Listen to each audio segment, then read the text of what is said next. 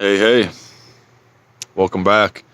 We're out here in the Gulf, in the peninsula of Daniels Island, with a half moon chilling up here and my nice little herbal tea. It's 2 a.m. I've had a long day. Just a classic 12-hour work day.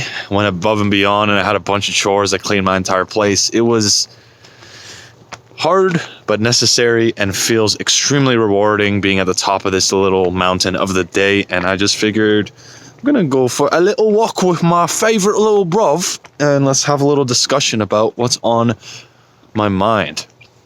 Money is a lagging indicator of success. Let me elaborate. First, I'm gonna give you an example of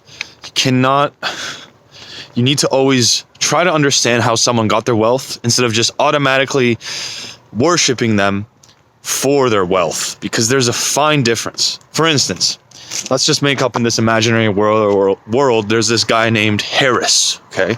Harris Jaguga Bagalug. And Harris went and studied he went to uni, went to Ivy League school,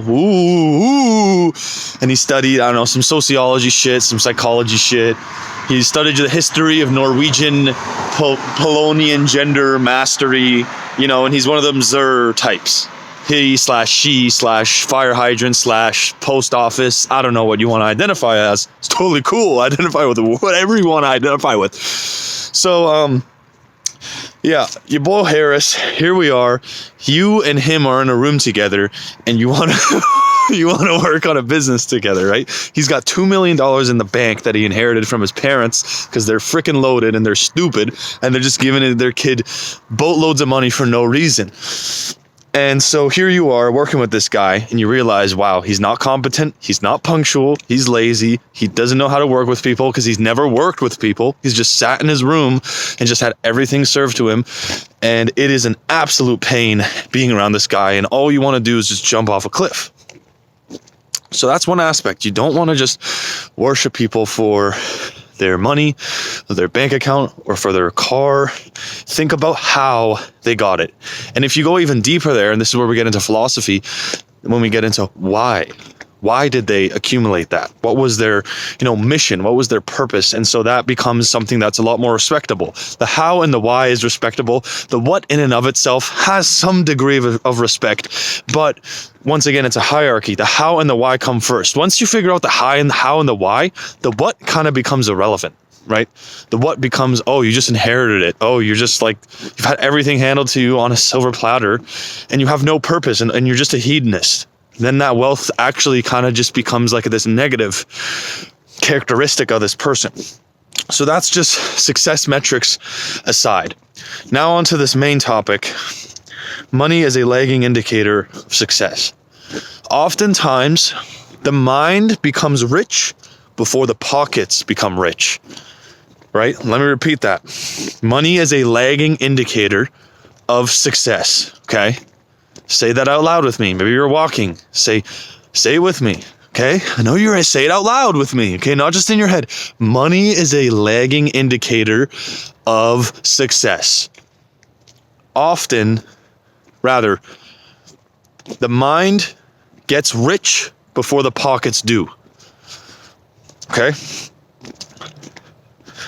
We talk about a lot of self-discipline, impulse control, habits and lifestyle improvements to really juice up your prefrontal cortex. And more so than that, exploring the spiritual side of ourselves, our philosophy of life, and why we choose to live, and what we want to do with our lives, and all this amazing stuff in self-mastery and self-development, self-help. And so I'm just gonna sip. Oh, can you see my breath? It's actually fire.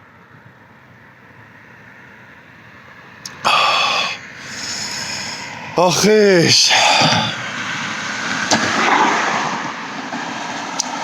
So when we are doing self-development, we are going through this process of enriching our minds.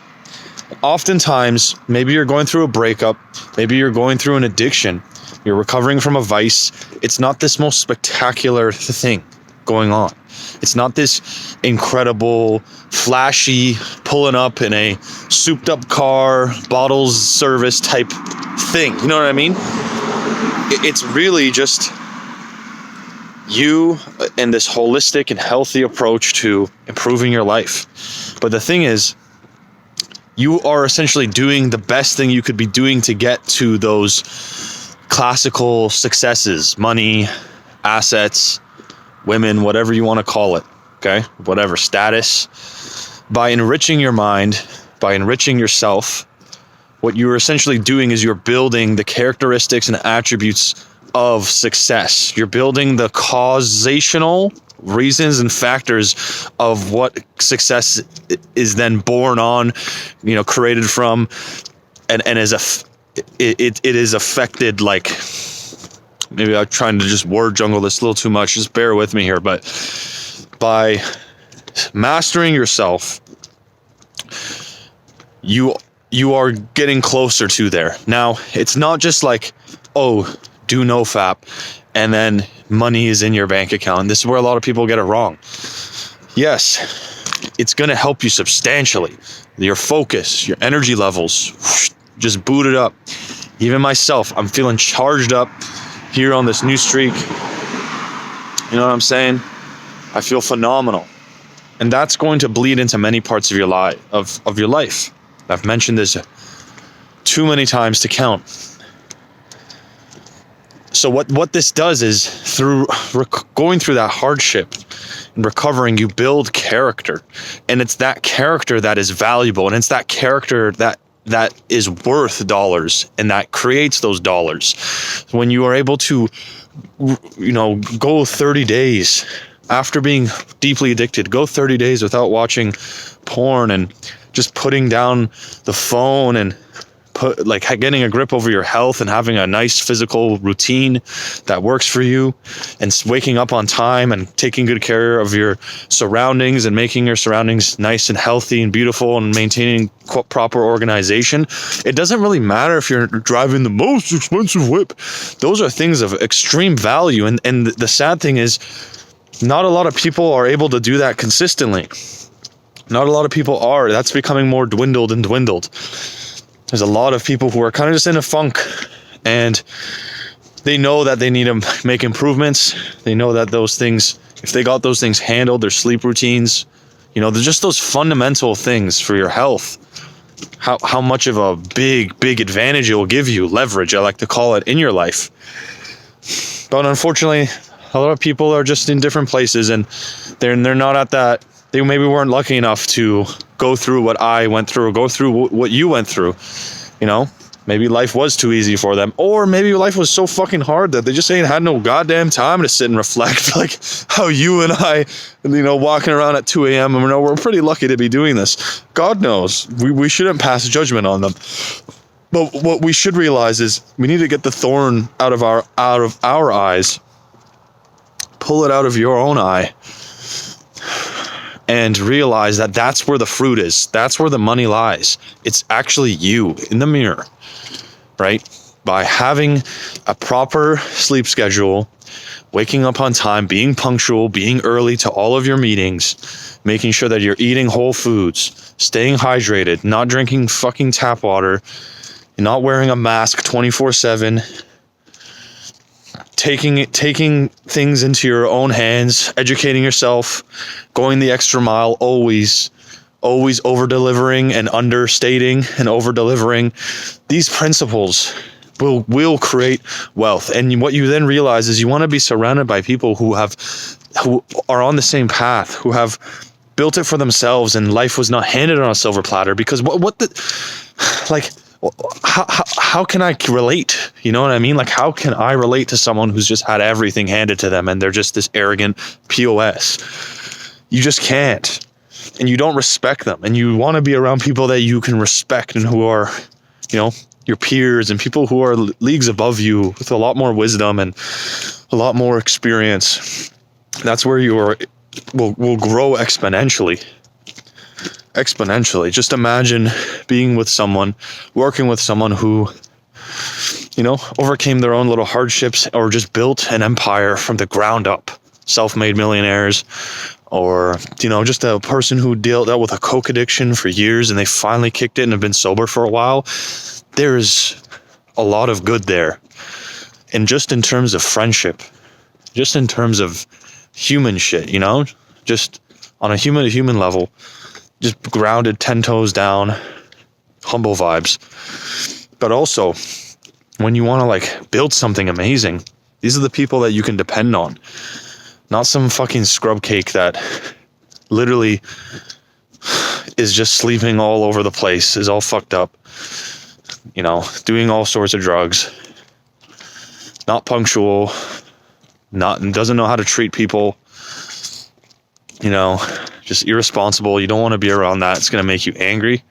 People who aren't able to take ownership over their own faults and mistakes. Nothing against them. Everyone's on their own path. They're on their own journey. Hopefully they get their stuff together. But you only have a certain finite amount of energy. You don't want to be giving these people everything that's in the bucket. You want to be optimizing as much as you can. Keep the crazies at arm's length. And really, really be vetting. It's literally like 1 in 100. Don't think that they're everywhere. As much as everyone's capable of greatness, there's a reason why out of everyone in your high school, the thousands of people who went to high school, 1 or 2 are extremely successful. And 1 or 2 got that success by themselves. It was not necessarily handed to them. 80-20, okay? This is why you always have to be educating yourself constantly. And not in a hoarding way. Education that can be applied in the real world today. Not in this just like hoarding info for the lulz of it. Relevant. Relevance, context. Anyways, guys, don't chase the money. The women, whatever that status is, it comes through you investing in yourself. It comes through you investing in yourself. When you feel envious of someone because of their car, their physique, the woman that's beside them, be envious of their discipline. Be envious of their vigor and tenacity for life. Be envious of their work ethic. Be envious of the 10, 20 years of eating shit when they were not on the map, when they were not, doing that stuff that you admire, when they were just keeping their head down and going in hard. Envy that and learn from it.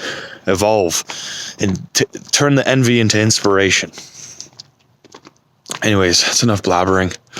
Hope you have a good morning, afternoon, or evening, or night, depending on when you are watching this, and I will catch you next time. Ciao.